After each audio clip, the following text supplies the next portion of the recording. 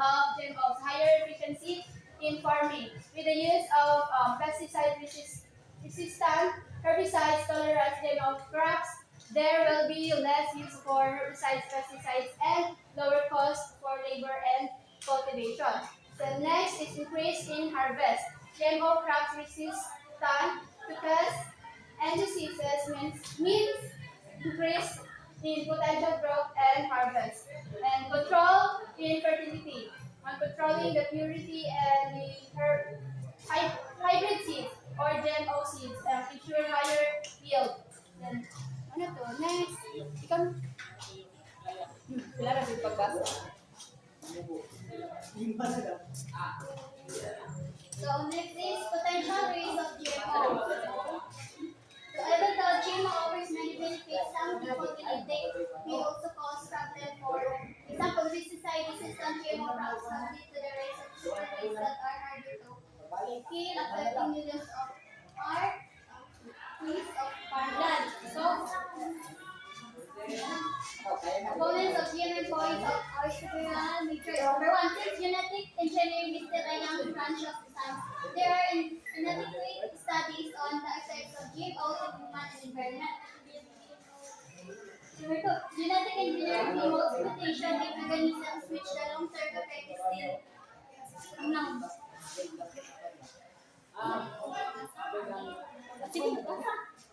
Human consumption of GMOs might have the following effects. More allergic reactions. GMOs might trigger new or stronger allergies. Gene mutation. GM foods might cause unexpected changes or abnormalities. Then, antibiotic resistance. Some GMOs contain antibiotic-resistant genes, which could make harmful bacteria harder to treat. Then, change nutritional value. The nutrient content of GM foods might be altered. So, ang GMO might make some people have allergies. Isa pala sila allergies. Sini? Sa una, magka-allergies na sila. Karon tungod ani GMO. So, eating GM foods might cause unexpected changes in the body or mga abnormalities. Katulog kayo. Ito ang gene mag-mix of bacteria. Tapos ang bacteria, lisod na to siya, patyon. So, modifying food genes might also change how many vitamins or nutrients the food has. Next na. Good.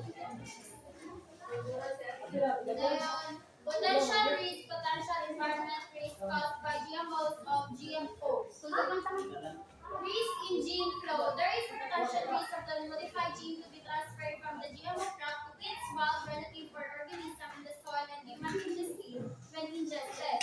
For example, so ang nutrients from GMO mag-spread ito sa other organisms. Ang mga scientists, palagyan sila mabaloy katong bacteria or fungi kung sa gigamit sa yung gene. Number two, emergence of new forms of resistant efficacy na diabetes and disease problem. Kung ang mga farmers mag-use of GMO crops that can survive certain pesticides. So, ang mga insect of pigs mag-learn og adapt to survive those pesticides. The more we use the same pesticide on GMO crops, the more pesticides and weeds may become stronger and harder to kill. Number three, recombination of viruses and bacteria to produce new pathogen. If ang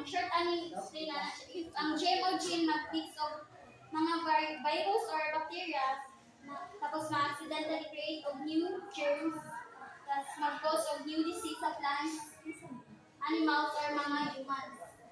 Other direct and indirect environmental risks caused by GMOs. Number one, direct environmental risks are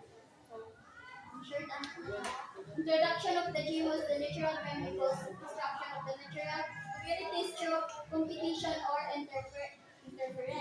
GMO might push out natural plants or animals and change the ecosystem. If ang GMO mapagawa sa farm or sa lab, may luto siya o mga pests. O cause stress or become pests.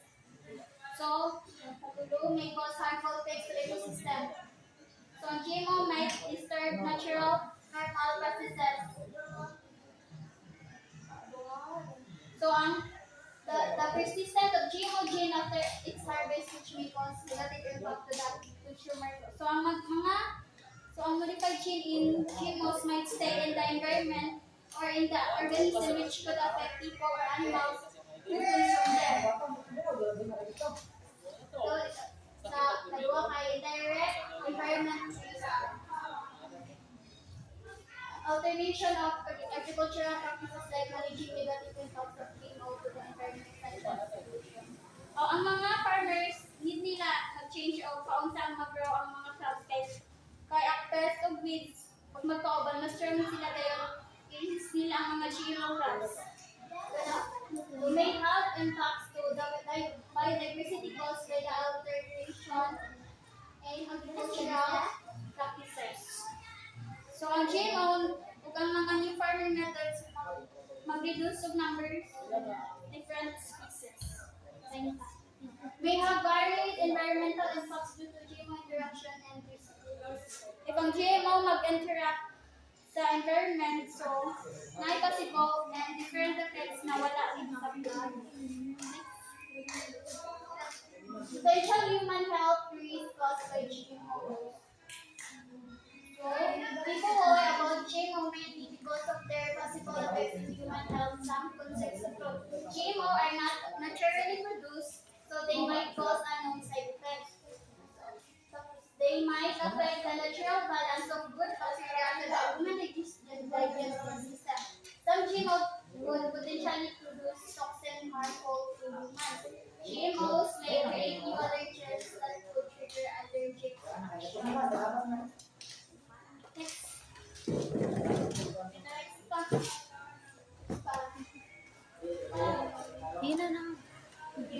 Diversity on GMO. So, several international groups have created rules and guidelines to help protect people in the environment from possible risks of GMO. World Codex Alimentary Information created by FAO or WHO and set international rules for food and safety. In 2003, naghimo sila og guidelines to check ang mga GM foods are safe before nila ibaligya.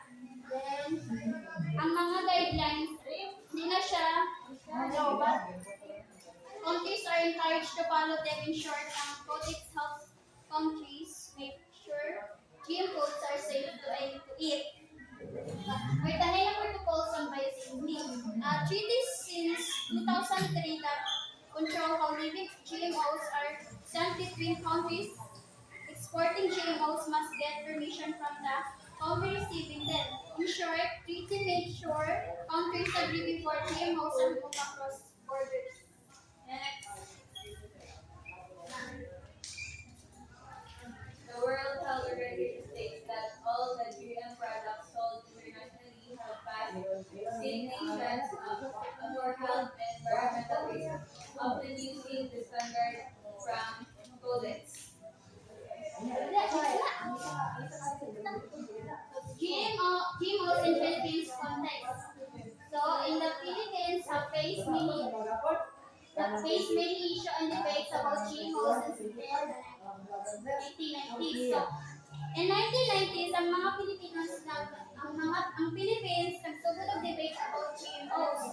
Tapos ang government naghimo og create rules and committees to manage GMO kung sa gigamit ang GMO use. So pagka 2002, ang Department of Agriculture giaglawan nila ang import siya. Nila og import ang tanong ang mga GMO plants. Tapos the same year ang Philippines ang first Asia to approve commercial planting of GMO corn. Since then, around 70 GMO applications have been approved, mostly for food and feed. Tapos pagka 2000 balik ka pa. Pagka 2004, the Philippines was recognized internationally as one of the major countries growing. So nanuna ang Philippines as major countries growing large areas of GMO crops. Tapos some lawmakers try to